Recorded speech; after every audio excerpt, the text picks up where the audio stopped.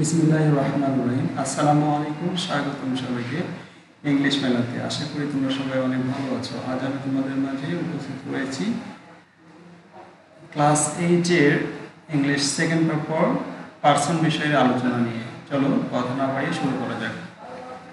Person অর্থ হচ্ছে ব্যক্তি বা পুরুষ। পার্সন ব্যক্তি বা পুরুষ।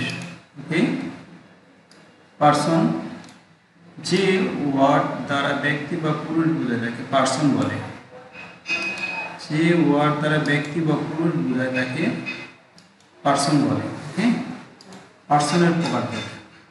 পার্সন 3 প্রকার, যথা নাম্বার 1 ফার্স্ট পার্সন উত্তম পুরুষ, নাম্বার 2 সেকেন্ড পার্সন মধ্যম পুরুষ, নাম্বার 3 থার্ড পার্সন নাম পুরুষ। ফার্স্ট পার্সন উত্তম পুরুষ, সেকেন্ড পার্সন মধ্যম পুরুষ, থার্ড পার্সন নাম পুরুষ। আশা করি বিষয়টা বুঝতে পেরেছ। এবং ফার্স্ট পার্সন কাকে বলে? উত্তম পুরুষ। যে ওয়ার্ড দ্বারা বক্তা উপস্থিত কাউকে বোঝায় তাকে ফার্স্ট পার্সন বলে। যেমন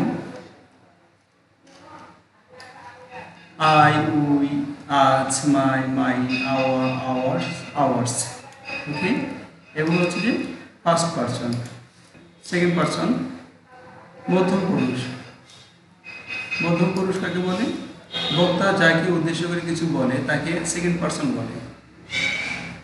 যেমন ইউ, ইউর, ইউর্স, দোর ইত্যাদি।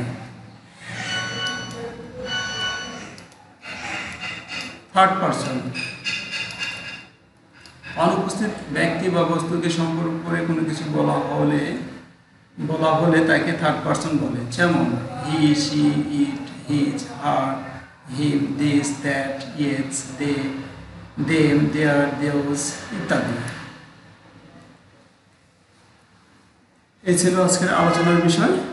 যদি তোমাদের ক্লাসটি ভালো লেগে থাকে তাহলে অবশ্যই আমাদের ক্লাসটি বন্ধুদের মধ্যে শেয়ার করবে। ভালো থাকবে, সুস্থ থাকবে। আল্লাহ হাফিজ, আসসালামু আলাইকুম।